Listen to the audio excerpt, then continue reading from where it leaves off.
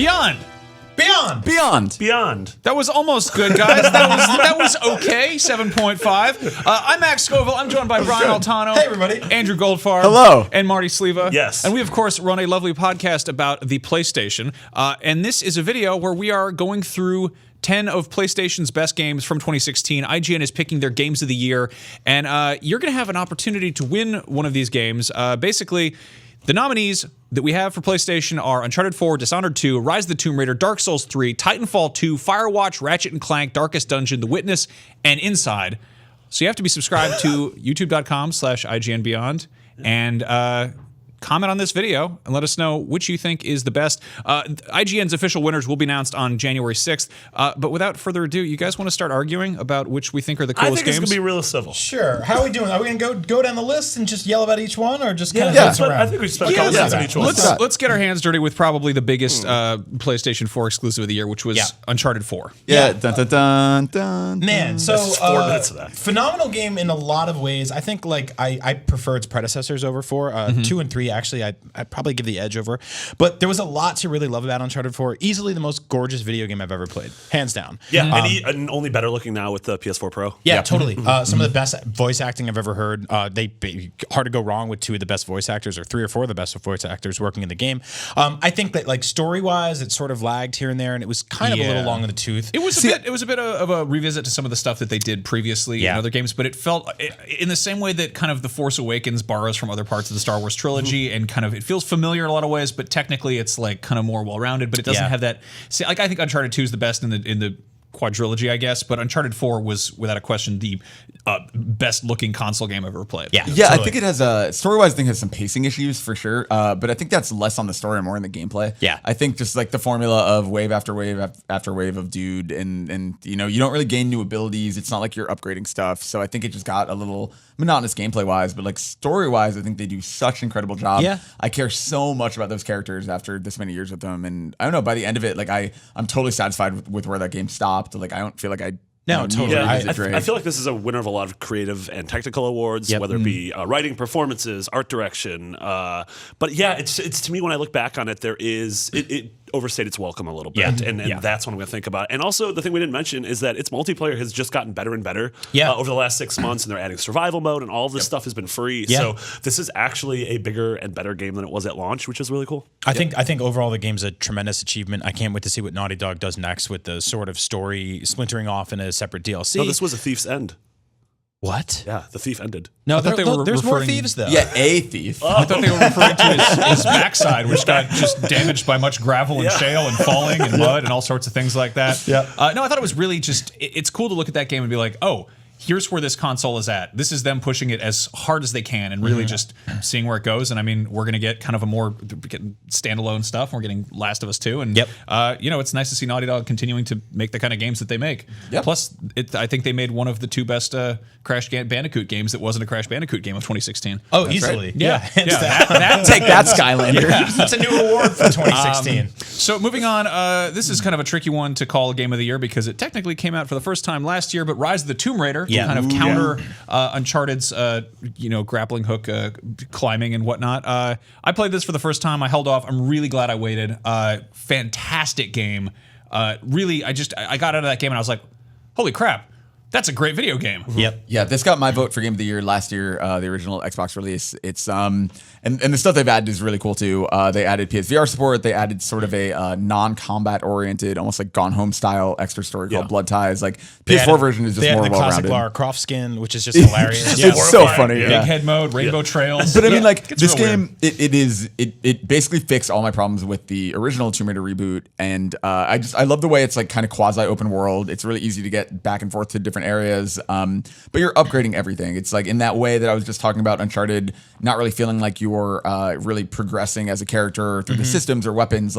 In Tomb Raider, depending on your play style, you upgrade the weapons you like. You upgrade the things that are going to help you play the way you want. Yeah, it feels like this is your Lara Croft by the end of the game, as opposed to Uncharted. You're like, well, this is Naughty Dog's Nathan Drake, which I'm totally fine with because it's an awesome Nathan Drake, but he didn't feel like I had ownership over him. Yeah, I really liked just the moment-to-moment gameplay of Tomb Raider more than Uncharted. I've said said that like Uncharted does story and characters better, and Tomb Raider does gameplay better. Yes, I agree with the that. idea of like leveling up your guns and making your bow and arrow and stuff like that, or just being like sort of in this weird canyon, like looking for secrets, and all of a sudden a pack of wolves shows up randomly, and you have to fight them. Stuff like that is really special, and it's just it very much defines where this franchise is going based on where it used to be in the olden days. 20 years of Tomb Raider, and this was their sort of 20th anniversary, and it was a really cool way to celebrate. We also just got Tomb Raider Go this year, so it was a good year for the franchise, and I think for PlayStation gamers that waited for this thing, they weren't disappointed with what they had gotten in the end. But you know, to be devil's advocate, when I think about, I played this game a year ago, when I think about it, I remember all the gameplay, and I remember you know, upgrading my character. I don't remember the story at all. I think that was the one thing is, unlike Uncharted 4, where the story is going to stick with me forever, I don't think that's going to be the case with Rise of the Tomb Raider. Yeah, but you can fight a bear. That's really cool. I like that. I think it's really cool because I've always respected Tomb Raider, but I never really got into the series. And this was kind of and the last one, the kind of, as far as reboots go, I think is fantastic. I think that the IP is in incredible hands, and Rise of the Tomb Raider was just kind of like taking everything the first one did and just iterating on it and perfecting it and refining it, and it was a fantastic game. So I was glad we got that this year. Speaking of sequels that take the original and kind of iterate and improve, Dishonored 2 came out this year. Marty, go nuts. Oh my God. So this is the thing. Dishonored 1 came out in 2012, was one of our Game of the Year nominees. I feel like that was a game that was overlooked. I think that was a year with Journey and The Walking Dead. I think a lot of people overlooked it. From what we've seen with Dishonored 2 so far, this is a absolutely gorgeous, beautiful, smart open world game. Not in terms of like, here's a massive Skyrim, go nuts, but each level is so densely packed with a variety of options for how to complete a mission.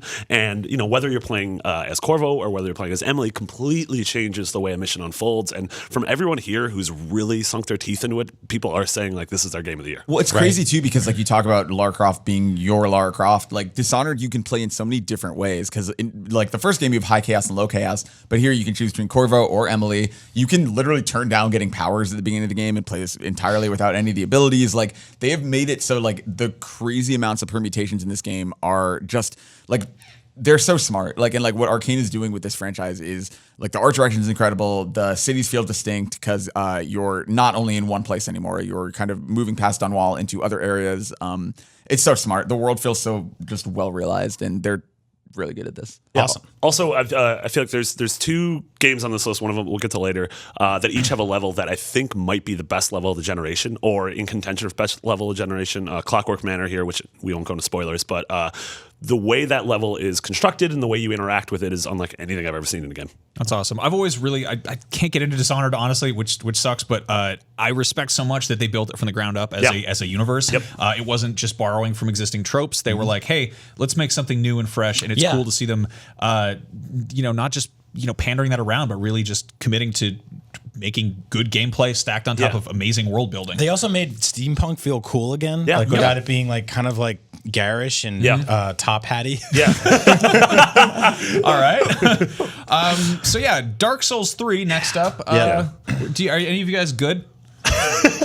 None of us have gotten good. I think Brian and I have gotten good at this series. I mean, Dark Souls 3 is, I think, this amazing. It's the sequel to Dark Souls 1 that people wanted. Dark Souls 2 sort of felt like just a minor step forward, whereas this does feel like it is melding the sort of the speed and anger of Bloodborne with the sword and board like contemplative nature of Dark Souls in a really smart way. They picked up the pace a little bit, and it felt less sort of like chess-like, where it was like, I take my turn, you take yours. I think it was a little more forgiving in terms of like people who grew up with action adventure games like I did. That being said, it's still hard as nails, and it will kick the crap out of you all over this game. But I think it's worth pushing through. And the same thing I said about Bloodborne last year, like, you will have that moment where you throw your controller and you don't want to come back to it. But when you do, and you sort of like succumb and over just destroy everything in your path, like, you get this feeling of accomplishment that I think few games can actually deliver. Yeah, honestly, and it does feel like it carries the torch of those old 8-bit games where it is punishing, and like, it does, like, prepare to die is the series tagline, and it's like, yes, that's great marketing, but also that is, if you're entering this game for the first time, which I do feel like Dark Souls 3 might be the best or most accessible of the series. You need to prepare to fail, but you're going to learn through failure, which I think is really great. The only thing holding this game back for me is the fact that I like Bloodborne Bloodborne more, and we got too. Bloodborne so recently in last year, so it's kind of tough. Like it almost feels like these games are becoming Ubisoft-y in terms of we're getting one every year, and maybe that's making them feel a little bit less special. If we get a Bloodborne next year, then I won't be complaining anymore. Yeah, I'm right there with you now, though. Yeah, no, it's cool because I mean I've watched this go from Demon's Souls, which was Sony exclusive. It was almost kind of like a weird outlier where it's like, hey, this game's really hard. Remember when games were hard, and then Dark Souls came along, and then Dark Souls 2, and those were cross-platform, and then we got Bloodborne on PlayStation, and then Dark Souls 3, of course, cross-platform, but the first time in this generation that that series came here, and it's like.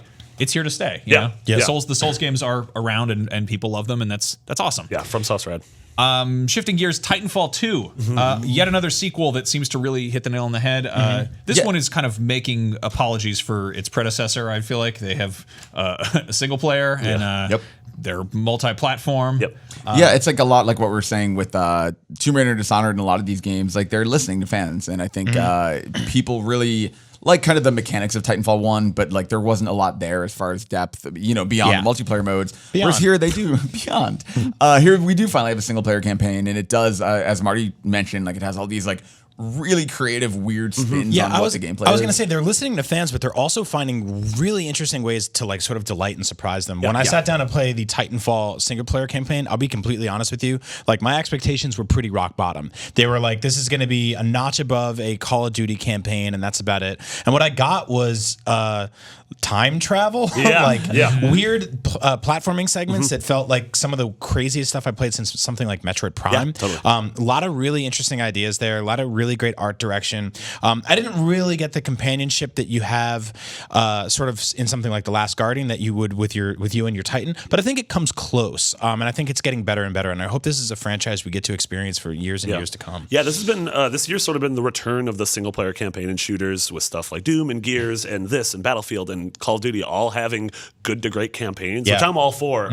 Also very different. And very different, which is awesome. I'm like, everyone just go off in your weird necks of the woods and start making weird campaigns and giving them to me. Yeah, Totally I'm a big proponent of robot smashing stuff, so to have Titanfall continue to be a thing that exists and has a single player with some world building, I had a blast with this. It felt so much like a game you'd get, 10, 15 years ago that you'd maybe rent. You'd be like, I don't know what this is necessarily because I'm a child, but then all of a sudden you're like, this is really fun. I like this. I want to see more of it, and we probably will. So I really appreciated the sort of like the wild and insane diversity in settings. Like you're on a sort of space planet, and then you're in the jungle, and I don't know. A lot of first-person shooter games feel very like sort of like used future or like war-torn fake Iraq. But like this was really cool to sort of just be like, hey, there's like a 70-foot like pristine robot wall running along the side of this jungle. I can jump up the side of it and shoot somebody. And there's like there were those messed up jungle cats you got to fight from Avatar. And, God, those guys. Why did you have to bring up Avatar? I'm sorry, but then they also had they added a grappling hook to multiplayer, which is like that has never made things worse. Grappling hooks are fun as hell. So, that's true.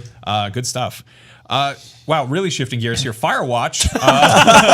Speaking of amazing first-person shooter campaign. With grappling hooks. There we go. Grappling hooks. Good segue. Yeah, so Firewatch was Campo Santo's wonderful, small kind of... this wasn't a walking simulator. This was a hiking simulator, which is like a nice walk in the woods. But there was a great story there. What'd you guys make of it? Yeah, I mean, you mentioned the performances in Uncharted as being kind of best in class or whatever. I think this is probably the best single performances in any game. Honestly, Rich Summers and Sissy Jones are knock it out of the park. They're just so believable and good, and their chemistry from minute one is just so believable, and I just loved every second of learning more about them and seeing how they interacted. And this game is obviously light on gameplay elements beyond the kind of basic stuff you learn early on. Beyond. But this was just like the art is gorgeous, like the world is kind of fun to explore and just find more of. I'll totally agree with you that they gave the two best performances probably of the year, or probably even of the generation. Just an incredibly sort of concise game between two people while still being like almost hauntingly nebulous the entire time. Yeah. Where you can't really tell whose side you're on and who's good and who's bad and how it all plays in with each other. And I think just the setting was really cool. Like, there's a lot of games that take place in the woods, but not really like this. And part of that is due to Ali Moss's art direction, which is incredible, and Chris Remo's score. And I really like this just shows the diversity of games this year, that everything we've talked about so far have been AAA teams of probably over 100, whereas this was a team of a dozen. And that's a couple of the games going forward are also similar to that. And I just love the fact that in 2016 we started off with games like this, but then we were able to end the year with games like Titanfall and Dishonored. I think that's so This cool. has one of my favorite moments in games of 2016, by the way, where you show up to a lake very early on in the game, and there's these two very loud, obnoxious teenagers, and they're yelling and they're listening to music, and you can pick up their radio and throw it in the water. Suck it, teens. Yeah. I was gonna say this feels like very much like video games growing up. It could have strived for photorealism, but it instead had this almost like Pixar aesthetic. This was like if Pixar had a movie at Sundance. Yeah. This is about adults having adult relationships, and it didn't threaten you with fear, but more with doubt. Like It was about heartbreak and catastrophic relationships while wearing Wreck-It Ralph hands. Yeah.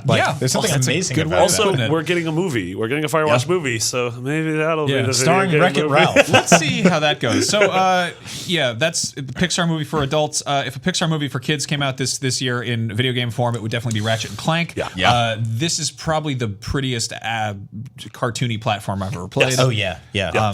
I never got into Ratchet and Clank when I was younger. I think I was just a little bit too old for that. I was playing games where you shoot blood everywhere.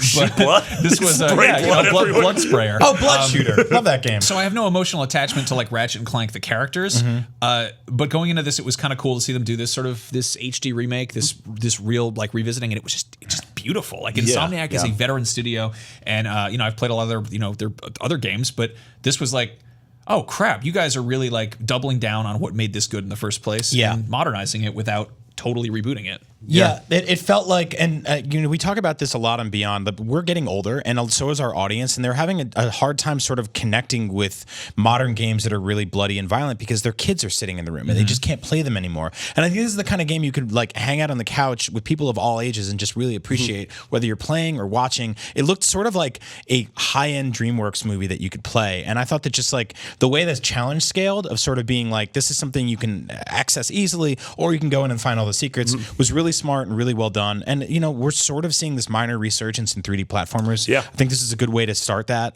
It's a little more sort of shootery, but I still love what it's doing. Yeah, for sure. I mean, I think we talked so much about, like with PS4 Pro and Xbox One S this year, we talked so much about graphics, and we tend to mean photoreal, like something like Uncharted. But like this proves that like games can be gorgeous and colorful and still maintain a cartoony style. Yeah. I mean, there are shots of this game. You're on an alien planet, the sun's going down, and if you just don't touch anything, you'll see Ratchet and Clank, or Ratchet's idle animation. You'll see an NPC in the background tuning a car, and if you walk by, you're like, oh, what cartoon are you watching? Yeah. And also, Insomniac is still, for my money, the best designers when it comes to weapons and weapon upgrades So much and fun. sort of imagination behind them. And I do love the fact that in Ratchet and Clank, your weapons evolve the more you use them, and so they encourage you to be like, well, I don't know what this tornado gun is, and I wouldn't normally use it, but I want to see it evolve, so I'm going to go to an alien planet and muck around with it for a couple hours. Yeah, good fun cartoony stuff. I got about halfway through this and I realized that this is kind of a Rocket the Raccoon game, and I'm like, man, I really wish Insomniac would get a beloved Marvel property. Oh my god, I can't wait for Spider-Man. All right, so Darkest Dungeon. I completely missed this one. Marty, It was too dark. I couldn't see it. You should have. I thought it was too dungeon. too dark, too dungeon. Too dungeon, too dark. Yeah, it's this gorgeous, dark, macabre indie RPG where you create this party of sort of like plague doctors and priests and knights, and you go off into these dungeons. But the smart thing about the combat in this game is that you have to take in sort of characters' emotions and psyche when you're going into battle. And the battles are really simple. They're all sort of presented in this really gorgeous 2D flat, like the characters are almost like pop-out book cutouts, but you have to be like, well, I should put my archer in the back, but this guy might try to move my knight all the way to the back of my room, so it's gonna mess up the combat. The combat's simple but deep.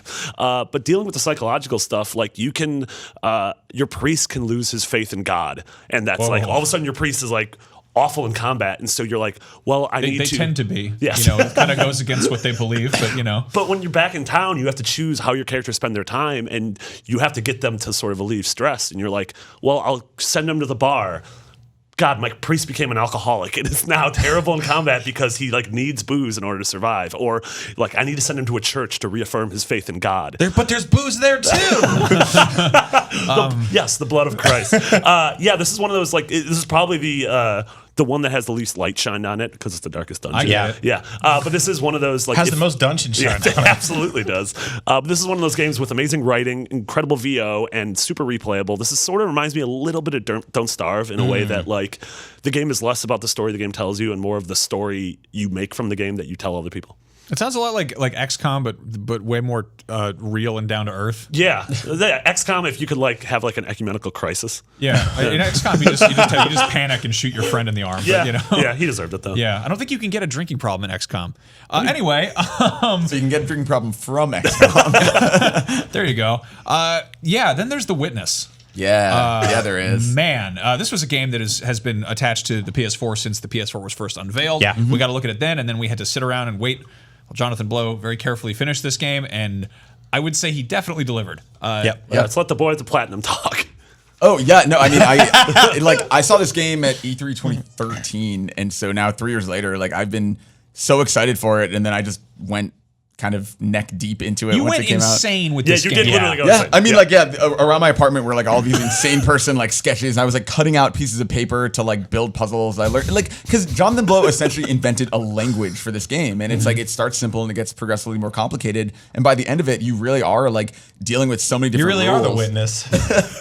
If you're witnessing someone losing their mental health. But no, I think like this game meant so much to me as a big fan of like Lost and all these weird like shows that are lore heavy. Finding audio diaries and piecing together like what the hell was going on this island was like such a cool way to tell the story. I solved every puzzle you can solve in this game. There's so much fun stuff to discover, and it's one of those games that other than remembering the rules, you can walk away from and come back to, and sometimes that actually helps you get through the frustrating puzzles. Yeah. But this is one of those games. I don't think there's been a game since Catherine to where I would walk around. I would dream about the game. Yeah. I would dream about puzzles in the game, and then I would walk around the city and I'd look at a building and I'd be like, oh, there could be a little puzzle there. Yeah, Let's do exactly. this. And the game is absolutely gorgeous. It's mechanically unlike anything I've ever played before. And like you said, that idea of this is teaching you a language and you are learning grammar and sentence structure. And by the end of the game, especially the challenge, as it's called, which is probably the most difficult thing of the year in any game. Yeah, that was it's randomized puzzles. It's you have to complete it within the length of time that a song plays, and every puzzle is randomly generated. Shout out to Hall of the Mountain King. Yeah, Hall of the Mountain King. That would be which I can't hear without having PTSD now. It took me probably 150 tries. It's the kind of game where you can't fake smart. Like you can sort of be like in school you can cheat on a test, right? And then the next day you come back to school and you're like, I got a B+ on that test. Awesome. And they're like, here's a new test, and you're like, oh crap. Like this is the kind of game where if you skip a word in that language that you're learning, when you come back the next day they ask you about that word and you're not there to learn it. I looked up a guide for one or two of the puzzles and I'm like, oh cool, I opened up the lighthouse, and then the lighthouse is like, there's 6 more puzzles inside me, and I'm like, I don't understand any of it. It's like a very sort of demanding game when it comes to that kind of stuff. I really appreciate the hell out of it. Even though if I don't love it anywhere near as much as you guys, I love how much joy it brought you all, and frustration, and how it almost made Goldie go insane. No, I mean it was a very special kind of magic. Also, the fact that it was environmental when it could have been just as simply like, oh, it's a weird little puzzle game you play on your phone. It wasn't. I mean, it was exploring this bizarre island and then just finding more and more secrets, and then going out in the real world and feeling like a crazy person tracing lines on the wall. Finally, Inside, which was also sort of puzzly but considerably more linear. Man, I really love this game. Limbo is one of my favorite games of recent years. That was I think one of the first games that made me sit up straight and go, oh man, indie games are doing really cool stuff. Limbo had some moments where I was just very frustrated. I've gone back and replayed it and been like, I don't like this part. Inside felt like it balanced itself in just perfectly. Yeah, I think the puzzles in general were smarter. It was weird because the puzzles that I got stuck and frustrated on, where I was texting the two of you, sort of being like, get me out of this. They were like, you got stuck on that? Everyone else has gotten stuck on this. Or someone else has gotten stuck on this. So obviously, your manufacturer may vary, but I really appreciated the fact that this game sort of felt like a 90s Image comic meets Super Mario. Like it was this very alternate, dark take on platforming games.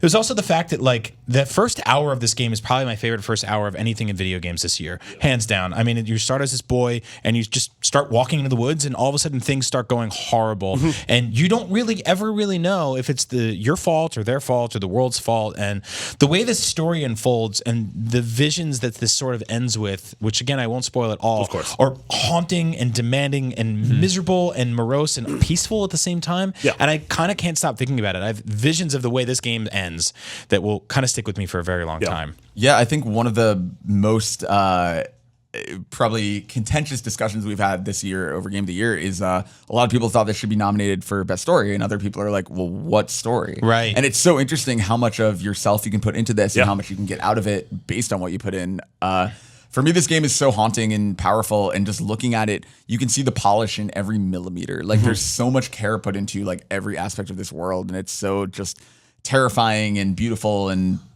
confusing all mixed up into one. I love that. I feel like the two of the defining indie games of last gen were Braid and Limbo, and then we got their follow-ups this year, and both of them we scored a 10 out of 10 masterpiece.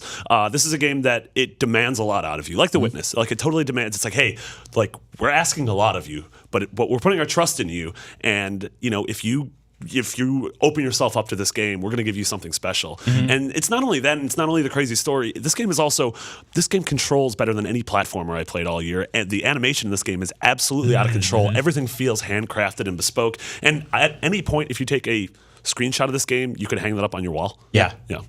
I mean, it felt like a dream that you could actually talk about with other people and they would know what you're talking about. It just beautiful. It scared me in a way that I haven't been scared by games since I was a little kid. It literally might be the scariest game of the year, which is weird to say about a 2D platformer. That special panic you'd get from a boss fight as a kid. Yeah. It's like it holds that over somewhat, and you're just like, I don't know what I'm doing. What's happening here? As weird as it is, because it's something we don't talk about often, the sound design in this game. There are moments where just the sound and the sound effects are did so you know scary. it was all recorded through like a human skull? Yeah. Like did you guys know that? They mic'd up a hollow skull and just and echoed like weird bone noises through it. And then you're listening to the game and it's just like, and you're like, oh my god, it's so unsettling. So you got Playdead using skeleton synthesizers, and you got Jonathan Blow peeing in bottles. Indie games, 2016, quite a year, dark occult ritual, and apparently we support that. Yeah. Well, there we have it. These are our picks, gentlemen. Thank you very much, Brian, Goldfarb, Marty. You're all the best. I love you very much. It's been awesome talking about PlayStation 4 games with you all year. For sure. We'll be doing it all next year. But in the meantime, make sure you are subscribed to IGN's Beyond channel, which is youtube.com/IGN Beyond. Find this video on that channel and comment which of these games you think is going to be the winner. And if you're that lucky, that picker, you might just win that game. Yeah. How's that sound? On that note, IGN will announce our game of the year January 6th. So, stay tuned and Beyond. Beyond. Beyond. There you go. Yeah. We did it.